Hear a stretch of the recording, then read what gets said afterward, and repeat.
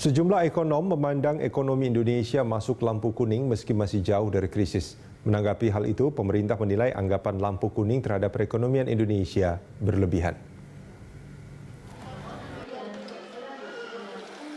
Sejumlah ancaman terhadap perekonomian di Indonesia diyakini sebagai lampu kuning oleh banyak kalangan, termasuk ekonom.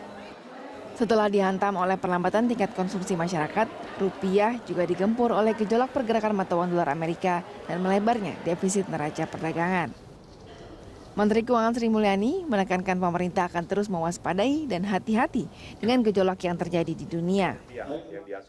Ia menyatakan kondisi makroekonomi Indonesia masih baik, ditandai dengan pertumbuhan ekonomi di atas 5%, defisit anggaran menuju di bawah 2%, dan tingkat inflasi terjaga rendah.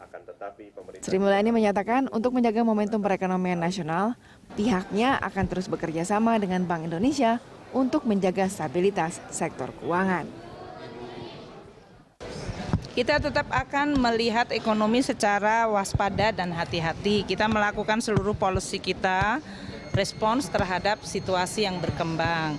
Pada dasarnya seluruh yang kita sebut makroekonomi, growth-nya di atas 5%, fiskal kita di bawah menuju 2%, inflasinya kita di sekitar 3,4%, neraca pembayaran kita memang mengalami tekanan karena current account deficit.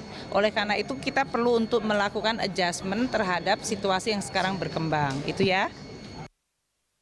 Pernyataan Menteri Keuangan juga didukung oleh Menteri Koordinator Bidang Perekonomian, Darmin Nasution. Darmin menilai anggapan ekonomi Indonesia kini lampu kuning terlampau berlebihan. Menurutnya, kondisi nilai tukar yang sedang bergejolak tak serta-merta dapat disimpulkan bahwa Indonesia sedang mengalami krisis. Darmin menyatakan krisis akan ditandai dengan melemahnya sektor real yang kemudian berdampak pada sektor moneter. Menurutnya, Indonesia saat ini belum seperti itu. Meski demikian, Darmin tak memungkiri kondisi perekonomian Indonesia harus terus diperhatikan dan pemerintah harus berhati-hati menjaga kondisi ekonomi Indonesia. Tim Liputan, Berita 1, Jakarta.